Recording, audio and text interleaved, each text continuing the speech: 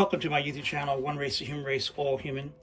The most important bill that Congress needs to pass right now, today is Friday, July 30th, 2021. Most important bill is a uniform process for federal elections with an independent, impartial, competent, nonpartisan tabulation commission of experts to count disputed votes and non-disputed votes, then automatic certification of winners and losers based on the totals of the undisputed votes and the disputed votes that have been resolved by the independent, impartial, competent, nonpartisan tabulation commission of experts. And so here is what Reverend Barber is doing, along with Reverend Theo Harris, co-chairs of the Poor People's Campaign. Don't forget that August 6, 2020 will be the 56th anniversary of the Voting Rights Act that was passed on August 6, 1965. And there are less rights today than we had back in 1965.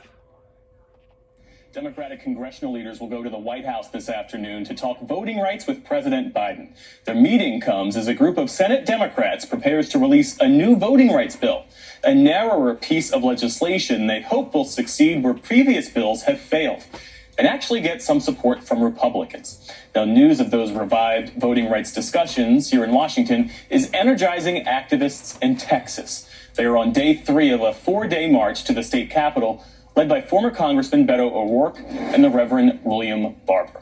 With us now from Austin, Texas, is NBC's Priscilla Thompson. So, Priscilla, when we checked in with you yesterday, there were activists who expressed some disappointment that more wasn't being done in Washington, and that folks here, elected lawmakers here in Washington, didn't understand the urgency. What's the dynamic like today? Yeah, Jeff, those folks just wrapped up. They headed inside the church behind me to grab some food and snow cones. But some folks here telling me that they feel more energized and more excited 27 miles in than they did when this march began. And one of those folks telling me that is Jill here from Dallas, Texas, came here to do this. Jill, tell me why you said that and how you're feeling right now. I do. I am excited. I am grateful. I made it all the way. I can't believe it. And I've got to be honest, I'm relieved. There were moments that the camaraderie and the support from everybody in that march is literally what got us up those hills and down that road. Yeah. And now lawmakers in Washington, D.C. are talking about a revised voting bill that they hope to make progress on before Congress recesses. Do you think that will happen? And do you think it will have the provisions that you all are asking for and marching for?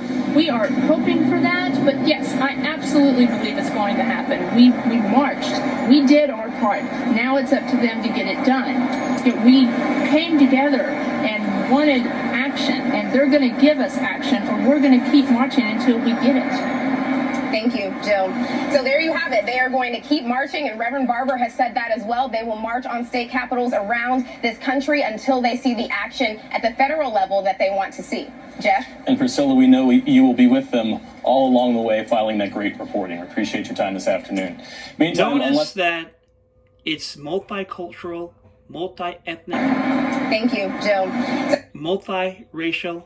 So there you have it. They are going to keep marching, and Reverend Barber has said that as well. They will march on state capitals around this country until they have reigned together the 66 million poor and low-wealth white Americans. Let me say it again. 66 million poor or low-wealth white Americans. One more time. 66 million poor or low-wealth white Americans with African Americans, Asians, Latinx, Native Americans, everybody. Because there's one race, the human race, and everyone has a right to live. Everyone has a right to life, liberty, pursuit of happiness. Everyone on this planet known as Earth has a right to be the best they can be and to have food, clothes, shelter, education, a job, so you can afford an apartment or a house. Everyone on this planet known as Earth. Jesus said, I'm come that they might have life and have it more abundantly. But America, the most blessed Christians in the world, the most blessed people in the history of planet Earth, have a responsibility to make sure that the abundant life is provided for all people everywhere. And that begins with voting. And all people in America who are eligible to vote should have that right to vote, and without any barriers.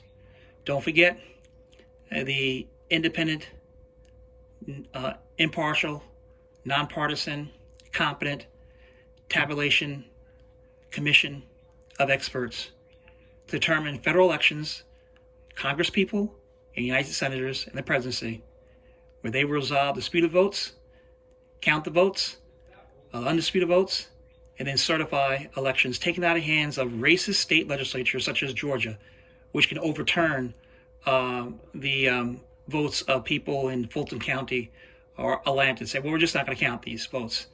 That's inappropriate. That is un-American. Democracy, one person, one vote. Thank you for being on my YouTube channel, One Race, a Human Race, All Human. Please follow the Poor People's Campaign, poorpeoplescampaign.org, poorpeoplescampaign.org, poorpeoplescampaign.org, with the Reverend Dr. Bishop William J. Barber II and the Reverend Dr. Liz Theo Harris, co-chairs of the Poor People's Campaign.